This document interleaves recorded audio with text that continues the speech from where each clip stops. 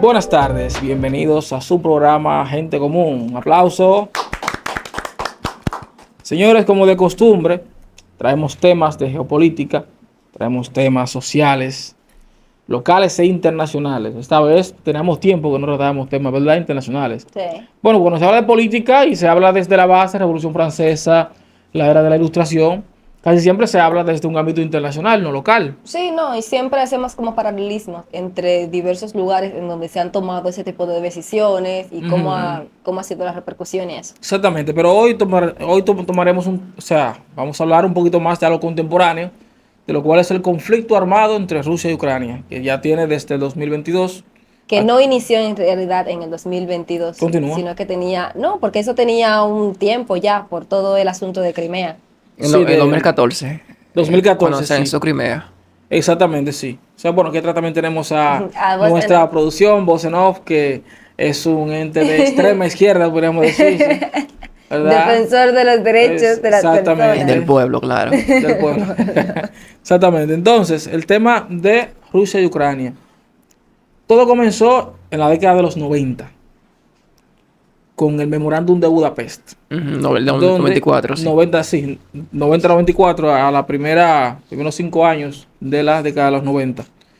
Donde recuerden que en ese tiempo había pasado lo que era el muro de Berlín, el desastre en Chernóbil, luego la caída de la Unión Soviética, luego de eso la independencia masiva de los países del eje del este, que era gobernado por la Unión Soviética. O sea, eso es historia, eh, podemos decir contemporánea, de los últimos 40 años, ¿verdad? Pero a raíz de la caída de ese bloque, del bloque comunista, frente al bloque capitalista, generó lo que fue una serie de independencias, lo cual llevó a, bueno, Rusia fue el primer país en querer salir de la Unión Soviética. O sea, la Unión Soviética empezó con Rusia, allá en el tiempo Y de terminó con Stalin, Rusia. de Illich, y terminó con Rusia cuando Boris Yeltsin también, a la primer presidenta en querer salir de la Unión Soviética, luego con los países Balcanes, Bálticos, todo eso para allá.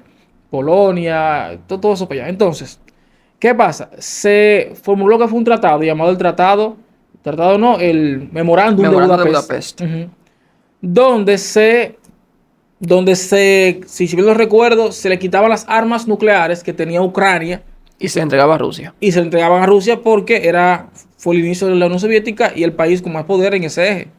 Entonces, ahí comienza el problema. Otro documento que también que han salido a la luz era como una especie de pacto entre Estados Unidos con el eje capitalista y la nueva Rusia, donde la institución de la OTAN no iba a expandirse más al este. O sea, la OTAN se iba a quedar solamente en los países donde ya estaba. ¿Qué pasa? ¿Qué pasó ahí? Ucrania ha tenido, antes del fatídico suceso, del inicio de la guerra formal, Ucrania se estaba acercando Demasiado. demasiado de manera comercial a la Unión Europea y a la OTAN, indicando que quería unirse a la Unión Europea. Y culturalmente estaba también muy occidentalizada, se podría decir. O sea, tenía fuertes influencias de Occidente. Sí, muy influida por el capitalismo. Continúa. Influida por el capitalismo. Sí, porque cuando se habla de Occidente, normalmente los zurdos entienden que es hablar de capitalismo, cuando no necesariamente es así.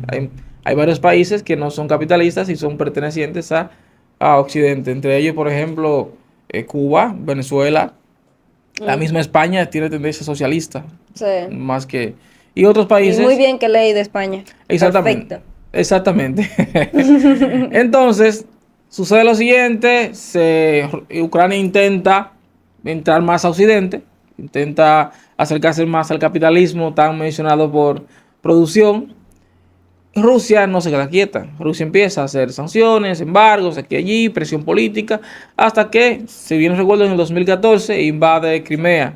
Y si no recuerdo, a la región de Kursk también. Perdón, el Donbass, algo así es. No recuerdo bien si Crimea y el Donbass fueron juntos o fueron divididos. Pero Crimea se fue. Sí, Crimea se fue. Entonces, en el 2022 inicia el conflicto.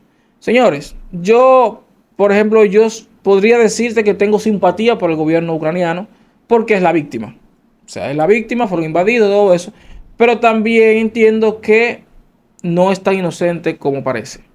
Mm. Y no creo que también sea tan práctico como parece. Señores, Moscú nunca ha sido invadido. En la Segunda Guerra Mundial, Hitler no pudo invadir, No. el pintor austríaco no pudo invadirlo. No. Napoleón Bonaparte, creo que él lo invadió y tuvo que irse huyendo porque no aguantó. Es que es difícil, o sea, es un pueblo muy rústico e incluso el clima es muy rústico, no, o sea, no cualquiera puede entrar y quedarse. Exactamente. O sea, Rusia es un país frío. Y no solamente eso, o sea, Rusia también es un país muy heterogéneo, es decir, Continúa. o sea, tiene mucha tierra, naturalmente. Entonces, como que cada lugar tiene cosas muy marcadas. Y ellos han sobrevivido a muchas revueltas, a muchas rebeliones, así. Entonces, ellos tienen como una cultura demasiado rústica, muy ruda.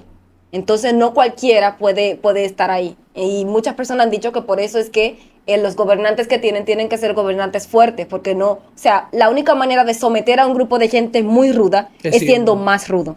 Totalmente de acuerdo. Entonces, Ucrania, con su sistema woke, Ellos son medio blanditos. y somos ay, todos intentando, no. Yo pienso, claro, no estoy diciendo que Rusia sea inocente, No. no estoy diciendo que las atrocidades que han hecho sean buenas, estoy hablando de un sentido de poder. Y no A solamente, nivel de poder, sí. Ucrania no puede con Rusia. Y es interesante porque es que Rusia y Ucrania comparten demasiadas cosas. Es decir, como que no hay tantas delimitaciones culturales entre ambos países. No Es sé que si me doy a entender. en un pasado Ucrania fue parte de Rusia. Por eso.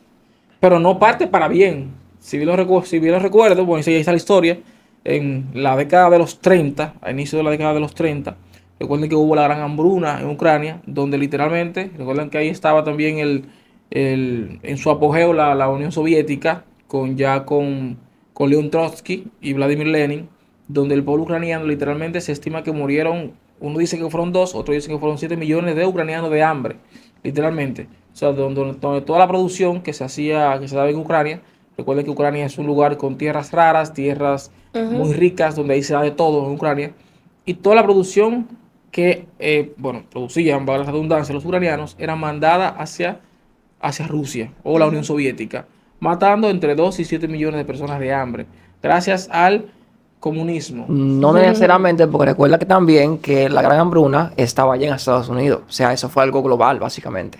Dale Sí, ahí. mira qué es lo que pasa. Ahí me encantó que tocaras esa tecla. Mira qué es lo que pasa. Una cosa es una hambruna que se provoque de manera colectiva, o sea, una crisis colectiva por el tema hablando ya de 1929, el crack de la bolsa. Y otra es que literalmente se le quite la comida a un pueblo para dárselo a otro. O para yo hacerme rico y comprar armas y ser una potencia. Recuerda que Rusia, antes de la caída antes de la caída de la monarquía del zar Nicolás II, o la dinastía, la dinastía, sí, Monarquía. monarquía, la dinastía, ay, Dios mío, yo Dinastía. digo dinastía, ¿en qué término? Dinastía. Es una mezcla de monarquía y dinastía. La dinastía Romanov, ay Dios mío, la dinastía Romanov. Rusia tenía sistemas aún feudales. O sea, Rusia no pasó por una burguesía inicial. Rusia pasó Como si pasó en el Ajá, resto de Europa. exactamente. Entonces Rusia pasó directamente de una era feudal a un comunismo de facto. Entonces, Rusia, para volverse una potencia mundial en la década de los 30 en adelante, para inicio de la Segunda Guerra Mundial, tuvo que esclavizar a Ucrania para poder hacerse de armas. Claro, armas que se le vendían a Occidente, Sí. para redundancia, para luego ser una potencia y poder enfrentar más adelante al pintor austríaco junto con el bloque. Y el pistón austríaco no pudo con Rusia. No pudo con Rusia. Entonces, sí. No, que es yéndonos como un poco más a la actualidad también, con el tema de Ucrania a modo víctima. Y yo estaba escuchando a alguien que dijo que es cierto que se le ha hecho creer a Ucrania de que ellos sí podían vencer a Sí. Rusia. Se le ha hecho creer eso. Eso es muy cruel, de alguna Sí. manera. No, en Porque tú verdad. estás- En verdad, bastante triste porque no puede vencer a Rusia debido a que fueron despojados de sus armas nucleares en el 94 debido al bombardeo de Budapest, que fue influenciado por los capitalistas. Pero Rusia de tampoco Estados puede Unidos. utilizar las armas nucleares. No, pues no debe. No debe utilizar. No Bueno, debe, no pero debe, ellos la no tienen. puede. O sea, las Ay. armas de Ucrania, ellos la tienen. Sí, pero eso pasó hace más de 30 años Primero que todo, recuerda que Ucrania pertenecía al bloque comunista de aquel entonces. Al pertenecer a ese bloque y automáticamente que haber las independencias de los países, independencia masiva de los países, cuando cayó la Unión Soviética, a Ucrania le importó poco perder las armas. Ellos lo que querían era ser libres, como todos los países. Todo el mundo entregó. ¿Tú no viste que cuando cayó el muro de Berlín, la gente literalmente dejó todo atrás? Sí. Casa, vehículos, todo atrás, para pasar al lado capitalista. Sí, del muro de Berlín. O sea, los felices comunistas literalmente dejaron ropa, se fueron con lo que tenían puesto arriba, agarraron a los muchachitos y pasaron huyendo. Yo Ahí estoy casi están los segura, videos. y yo estoy casi segura de que les fue mejor. Lo que pasa, mira, es que generalmente el pueblo siempre quiere cambio, no importa si esté bien o esté mal. Me gustaría destacar en que Rusia en el siglo XX era más pobre que India.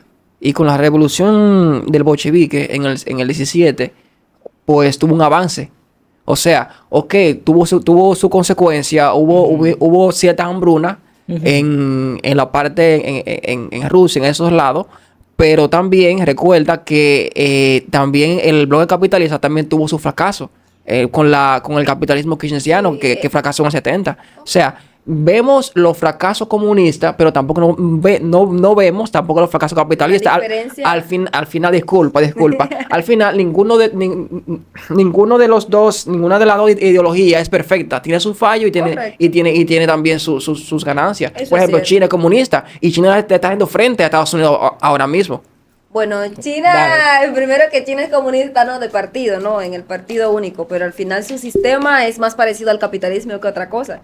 Y los desastres capitalistas no han perdurado tanto en el tiempo como los desastres comunistas. O sea, se recupera más fácil la población de un desastre capitalista. Mira, yo te voy a desmontar esa ideología que está excelente.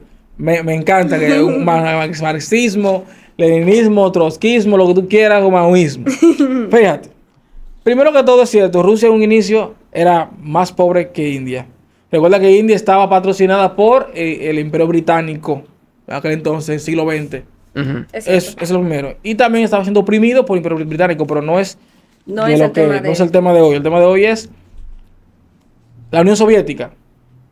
Es cierto que durante la Primera Guerra Mundial, que fue la Primera Guerra Mundial, donde todavía existía la dinastía Romanov en aquel entonces, que el zar Nicolás II mandó tropas a pelear en la Primera Guerra Mundial. Eso es cierto, sin poder, porque Rusia no tenía las condiciones para mandar gente a pelear, lo cual llevó a una crisis ya en Rusia que no era debido al capitalismo, sino debido al mal manejo que tenía San Nicolás y también a la influencia, que muchos han olvidado, de Grigori Rasputin.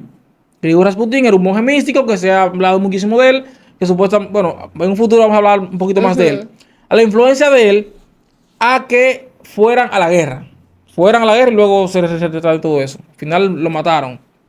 Entonces, cuando Rusia tiene su revolución bolchevique que tú llamaste, Rusia era un campo.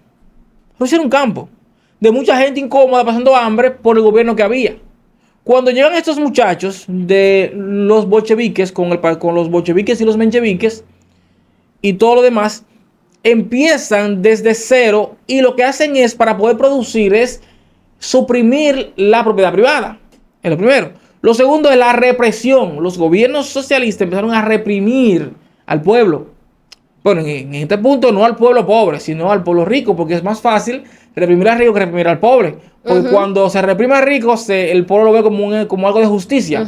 Cuando se reprime al pobre, lo ve como algo malo. Pero represión es represión, sea pobre o rico. Correcto.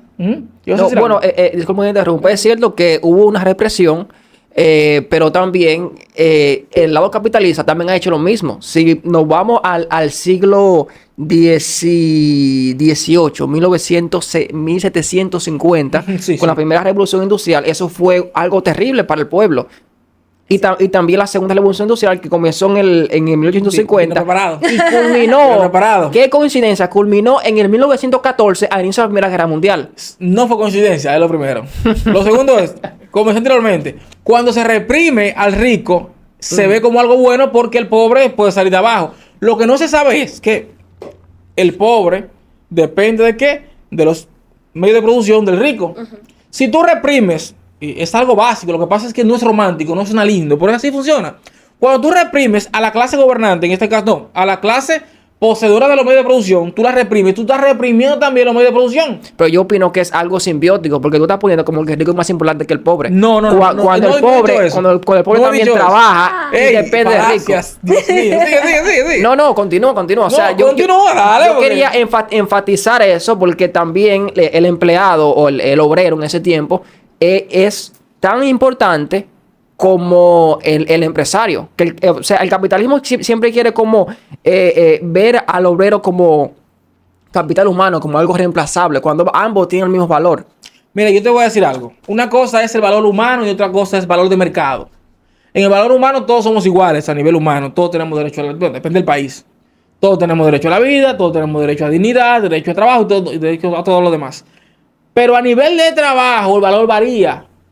No es lo mismo una persona que vaya a trabajar construcción, que tenga una sola mano, a una que tenga las dos. A nivel de mercado, se requiere a personas que tengan las dos manos. O sea, y no necesariamente es una discriminación al mocho, por así decirlo, más bien que es para temas de producción. Porque lo que pasa es que no tiene el mismo valor, o sea, es reemplazable. A nivel de mercado, sí. No, lo que pasa es que tú estás denigrando. No, yo fui claro. Ok, continúa. El mercado no es hermoso. El mercado no es hermoso. El mercado es como una jungla. Hasta que, bueno, cuando nos comenzamos a comer unos a otros, entonces ahí nos damos cuenta de que o sea, es una un jungla. desorden. El capitalismo es un desorden. No es un desorden. La naturaleza no es un desorden. La naturaleza tiene un orden específico, solo que ese orden específico no siempre es romántico. Lo que pasa es que el león tiene que comerse a la seda. Al final, quien se ve afectado es el pueblo. Que el salario no le llega para fin de mes, que las pensiones son, vamos a decir, un fracaso. Ok, me encanta lo del salario, me fascina lo del salario. ¿Quién paga los salarios? O los empresarios. Los empresarios. Entonces, si tú oprimes la clase empleadora a favor romántica de la clase empleada, al final tú estás oprimiendo la clase trabajadora. Porque automáticamente esa clase empleadora no va a tener recursos ni para pagarle al obrero. O sea, la mejor opción no es reprimir al rico para venderle al pobre. Sino reprimir al pobre, ¿verdad? No es represión, es negociación. Esa es la primera fase. Lo que pasa es que los socialistas del siglo XXI y de años aledañas y anteriores lo ven como una dialéctica entre opresor y oprimido. Bueno, hay que oprimir a uno para que el otro esté bien. Y no... Maristel, el tema ni siquiera era este. No, este es el tema del Pero vamos a Pero me encanta. Entonces, eso de la dialéctica entre opresor y oprimido es lo que ha llevado a los grandes problemas. Es cierto, el capitalismo ha tenido sus fallas. Ningún sistema es totalmente... ¿cómo sería eso? Infalible. Infalible, perfecto. Lo que pasa es con el sistema capitalista que tampoco es tan romántico, pero el capitalismo apega, lo que tú dijiste hace un tiempo, al egoísmo humano. ¿Cuál es el egoísmo humano? La mejora propia de los míos. ¿Qué tú haces? Bueno, tú creas esta plataforma para venderla más cara, para tener un beneficio y tú hacer con ella lo que tú entiendes. Es un acto egoísta. El socialismo, apela a un sentimiento que no existe, ese amor al prójimo, que es muy lindo en la Biblia, es muy lindo decirlo, pero no existe en lo material. Lamentable caso, nosotros los seres humanos vemos como prójimo a nuestros seres cercanos. No vemos al vecino de 50 kilómetros como prójimo. Entonces uno lo que hace lo que hace el capitalismo es utilizar ese egoísmo humano para producir y generar estabilidad total, porque automáticamente yo le venda esto a una persona que no es mi prójimo cercano, yo tengo un valor, pero esa persona lo puede vender para adelante y tener valor. O sea, se crea un valor colectivo desde el egoísmo. Lamentable caso, es la naturaleza humana. Así funciona el ser humano. No es bonito, pero así funciona. ¿Alguien de los dos? Sí, pero para eso interviene el gobierno, que es el ente, el Estado, que interviene entre la propiedad privada con él. Ya. Y también el Estado. El Estado está bien que intervenga, pero en puntos específicos, en puntos como de la justicia o ciertas regulaciones. Pero cuando el Estado crece, el Estado se vuelve el opresor después. Claro, ¿qué ha pasado? Bueno, siempre pasa. Y más cuando es la dictadura del proletariado. Eso es más peligroso todavía. ¿Por qué? Porque normalmente... O sea, tú dices que el pueblo no puede gobernar. el pueblo El puede pueblo gobernar. técnicamente Es que- gobierna en la ¿Quién democracia, gobierna es en el una pueblo? teoría. Los presidentes de los países, ¿de dónde es su origen? Del país en el cual es presidente. Por ejemplo, en Dominicana, el presidente de aquí es dominicano. No puede En venir teoría. no puede venir un presidente, alguien de otro lado, a ser presidente, porque es parte de la constitución de los países democráticos. Que su gobierno esté gobernado de manera política por, ¿verdad? Por personas de su mismo país. Ujú. O sea, esa persona que es la clase gobernante es parte del pueblo. Por eso se llama democracia. Es parte Aunque del el pueblo pueblo. en realidad gobierna una vez cada 4 años. Sí, lo que en práctica, lo que claro. lo que pasa es que la democracia, nosotros la queremos ver muy romántica. La democracia, la romantizamos bastante. Primeramente que según Charles de Montesquieu, la democracia es parte de lo que se llama república. O sea, según él, hay varios tipos de gobierno. Uno de ellos es la república, otro de ellos, según Montesquieu, la república, la monarquía y el despotismo. ¿Qué pasa? La república tiene sus dos grandes ramas en la democracia y la aristocracia. ¿Qué pasa? La democracia es el gobierno desde abajo. O sea, el pueblo gobierna mediante directa o indirecta, pone representantes, entonces son los que gobiernan hacia arriba. Gobiernan hacia, puede ser la democracia Excelentísimo. real. Continúa. Entonces, la aristocracia gobierna, el medio gobierna. O sea, la clase noble o en su defecto los más aptos, según los imperios antiguos, y es lo que define la aristocracia, se gobierna desde el medio hacia la clase baja, hacia el pueblo y hacia arriba. ¿Qué pasa con la monarquía? La monarquía gobierna desde arriba hacia abajo. Las órdenes vienen desde arriba hacia abajo. Ahora bien, decía Jacques Rousseau que a los gobiernos pequeños les conviene la democracia. ¿Por qué? Porque al ser pueblo pequeño es fácil reunir las asambleas y que el pueblo se reúna, o lo que se llama parte del pueblo se reúna, y define cuáles son las leyes y las cosas a seguir. Tipo aldeas. O sea, lugares. Tipo aldeas. Claro, no sabemos a qué se refiere con pueblo pequeño, pero entiéndase a un país pequeño. Ahora, un país mediano se trabaja desde la aristocracia. Se debe trabajar desde la aristocracia. ¿Por qué? Porque al ser mediano tiene que haber dos fuerzas. Que el de medio mire para arriba y también mire hacia abajo.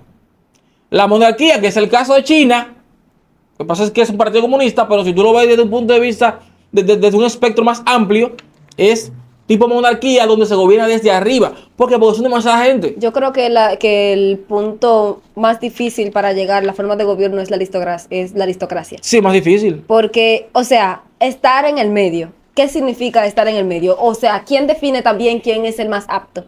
Si los de arriba definen también quién es el más apto, ¿no sería una gobernanza desde arriba? Y no sería más bien una ¿Tú monarquía. sabes qué gobierno me parece a mí que tiene tendencias aristocráticas? Estados Unidos. Estados Unidos, recuerden que existen leyes federales y leyes estatales. Podríamos decir que son diferentes estados con sus respectivos, con su respectivo consejo, su respectiva forma de implementar la misma de democracia, pero todos van a favor, entiéndase, del pueblo y enfrentando al gobierno, al gobierno federal, que es en este caso Donald Trump, que es el presidente actual. O sea, es como los estados son como una clase intermedia que miran hacia abajo y hacia arriba. Es mi Nunca lo había visto interpretación. así, pero es una manera No tiene de que verlo. ser necesariamente la aceptada. Bueno, nos hemos ido un poco del tema. Ah, bueno, El tema sí, sí. era Rusia y Ucrania. Rusia y Ucrania. Pero Pero bueno, vamos yo creo que continuaríamos con Rusia y Ucrania. sí, en el próximo programa vamos a hablar, claro, sí, de Rusia y Ucrania. Pero esos temas así de socialismo y más con producción, que producción está bien documentada, no nos la pone fácil, nos la pone incómoda realmente. Producción se prepara bien. Cuando mete revolución industrial y todo eso, y mete el marxismo con agudo. un par de falacias ahí. Sí, sí. El que no esté preparado fácilmente producción se lo lambe. Señores, recuerden suscribirse al canal, darle me gusta, compartir, comentar. Si quieren participar, pueden participar o como una coproducción atrás, para que no se vea su rostro, sus efectos, debatir aquí o exponer un tema político y social en este programa. Esto fue Gente Común. Aplauso.